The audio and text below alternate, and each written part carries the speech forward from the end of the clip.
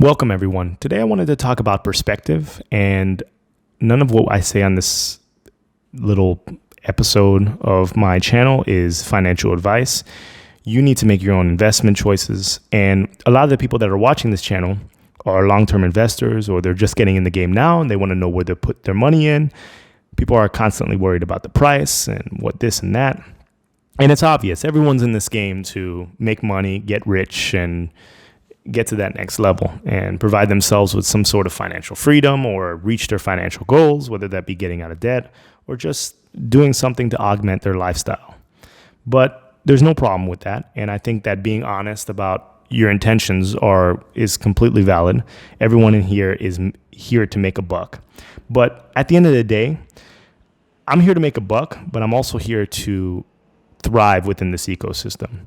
And we're going to talk about money today, and we're going to talk about exactly how I will value whether or not Cardano reaches its goals. So if we look at some of the biggest financial systems or the biggest companies in the world today, let's take Amazon for an example, because I have a few things to talk about with Amazon. And we're going to compare Jeff Bezos with Charles Hoskinson. And while Cardano is not an Amazon, and they're not in the same niche, Cardano will not replace Amazon. They don't compete at all. Cardano could be used to augment what Amazon provides in the future, but they're in their own separate lanes. And recently, I think in 2017, they did a Forbes rich list of the richest people in crypto, and Charles Hoskinson, of course, was on that list. So in the future, if Cardano, let's say if ADA hits an astronomical price and Charles' net worth is in the billions and billions and billions and billions and billions of dollars, like in order to become, there's a reason why I'm getting ahead of myself, but let's say that his net worth is 10, 20, let's say it's 50 billion. The only way that I think that net worth can be justified, and I think that Charles has a high probability of probably getting an extremely high net worth in his life because he owns so much ADA. He is a successful cryptocurrency builder. He owns IOHK, and he has a lot of things going for him. But the only thing, Cardano has to become successful. And the way that we're going to figure out whether or not Cardano is going to be successful, I'm going to reference my other video, is how many businesses exist within Cardano? What is the utility of Cardano? There's a reason why Jeff Bezos is the richest man in the world, because everyone uses Amazon, and everyone uses the subsidiaries of Amazon as well. There are so many companies that Amazon owns. In order to have a net worth, a justified net worth of $100+ billion, or $10+ billion, $20+ billion, $50+ billion, you have to have a lot of companies that exist within your company that are generating hundreds of millions of dollars or billions of dollars.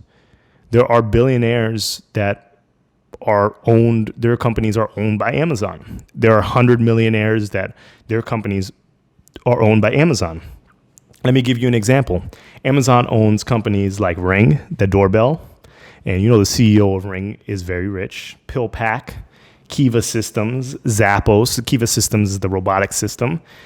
Zappos, Twitch, Audible, Whole Foods. And we go to a company like Google. Google owns YouTube.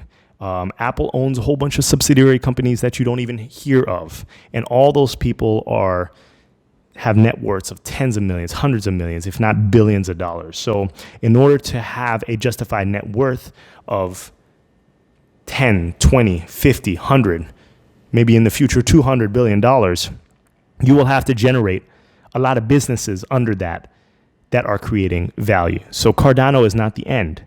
And if today, for example, if the price 100x'd overnight, the value wouldn't be justified because there are no businesses building within Cardano right now. In the future, that value will be justified because there will be businesses building.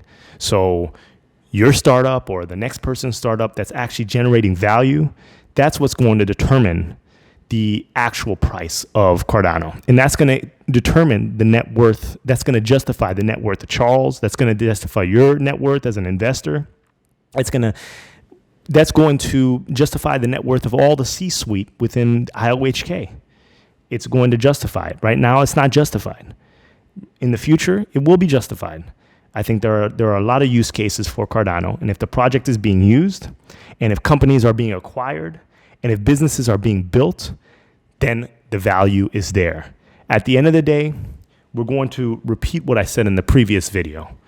A lot of people are saying, forget the third party, don't have any third party services in there. Let's not be closed off here, and let's look at this in a realistic manner. We need businesses to build, and those businesses may be third parties for certain services, and they're going to be needed because at the end of the day, something called COTS, commercially off-the-shelf products, these businesses, they don't want to figure out how to use their wallet themselves. They don't want to go and download data lists and start staking themselves. They may need a third-party staking service, and there's no problem with being that third party.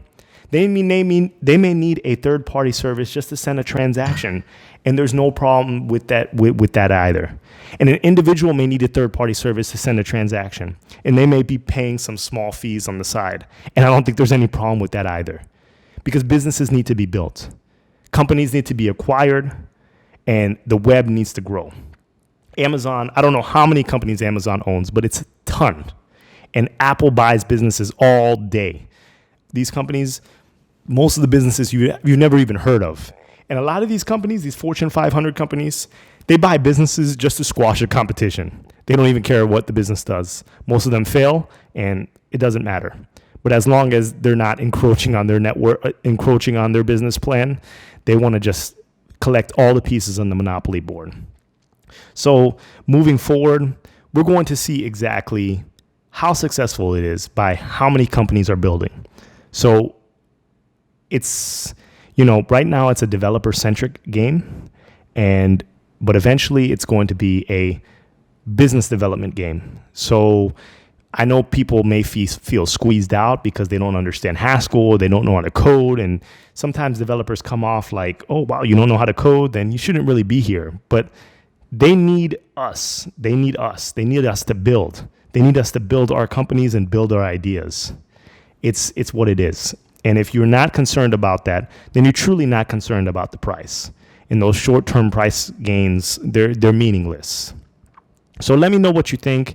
Let me know what strategies you have moving forward and how you value a company's or a blockchain's net worth. Ethereum, for example, has many dApps. Most of the dApps they're not used for anything yet, but they're trying. They're trying. So you have to tip your hat off to that. That's where we need to go, but we need to be providing these commercial solutions because a lot of the services that are being provided are not necessarily ecosystem changing, and they can be done cheaper and quicker in the regular world.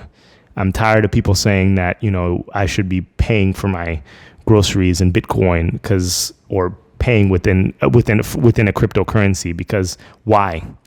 The value of that cryptocurrency will just go up and the fees are incredible.